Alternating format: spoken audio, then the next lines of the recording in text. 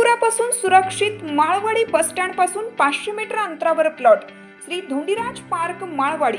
फक्त 2 लाख रुपये down payment द्या आणि प्लॉटचे मालक व्हा। प्लॉट खरेदीसाठी कर्ज उपलब्ध। सर्वात स्वस्त प्लॉट घेण्याची हीच योग्य संधी। Premium residential plot Shri Dhondiraj park, Patil dairy नजीक, वसगडे रोड, माळवाडी, भिलवडी। संपर्क 72 70 95 95 95 आणि 91 300 355 11।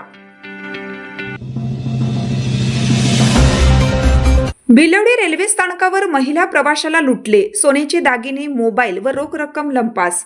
पलूस तालुक्यातील भिलवडी रेल्वे स्थानकावर शनिवारी दिनांक 4 जुलै रोजी पहाटे महिला प्रवाशाला 2 अज्ञात चोरट्यांनी लुटल्याची धक्कादायक घटना घडली।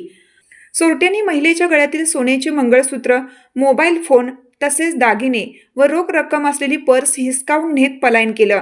या घटनेमुळे रेल्वे प्रवाशांमध्ये भीतीचे वातावरण निर्माण झाले आहे।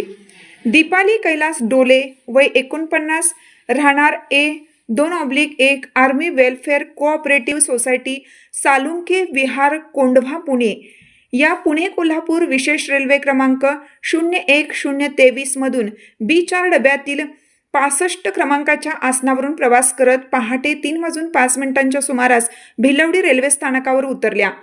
त्यांना घेण्यासाठी आलेल्या भावाशी दूरध्वनीवर संपर्क झाल्यानंतर त्या रेल्वे उड्डाण पुलाकडे परत जात असताना मागून आलेल्या 2 अज्ञात व्यक्तींनी त्यांच्यावर झडप घातली। चोरट्यांनी त्यांच्या गळ्यातील सुमारे 14 ग्रॅम वजनाचे सोन्याचे मंगळसूत्र व मोबाईल फोन हिसकावला। त्यानंतर त्यांच्या हातातील पर्स खेचण्याचा प्रयत्न केला।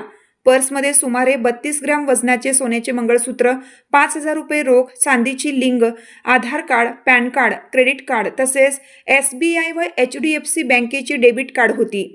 महिलेने प्रतिकार केल्याने चोरट्यांनी त्यांना जोराचा धक्का दिला, त्यामुळे त्या प्लॅटफॉर्मवरून खाली पडल्या। त्यानंतर दोन्ही चोरटे पर्स घेऊन अंधाराचा फायदा घेत घटनास्थळावरून पसार झाले। घटनेची माहिती मिळताच किर्लोस्करवाडी RPF चौकीचे ASI बळीराम बोराटे, सांगली RPFचे उपनिरीक्षक Jairam Khandagale, CIB मिरजचे ASI RD Patil, GRP मिरजचे अधिकारी व कर्मचारी तसेच श्वान पथक आणि भिलवडी पोलीस ठाण्याचे सहाय्यक पोलीस निरीक्षक किरण दिडवाग व पोलीस कर्मचारी घटनास्थळी दाखल झाले। घटनास्थळी मिळालेल्या चपलाचा वास घेऊन श्वानाने हजारवाडी गावच्या दिशेने सुमारे 500 मीटरपर्यंत माग काढला।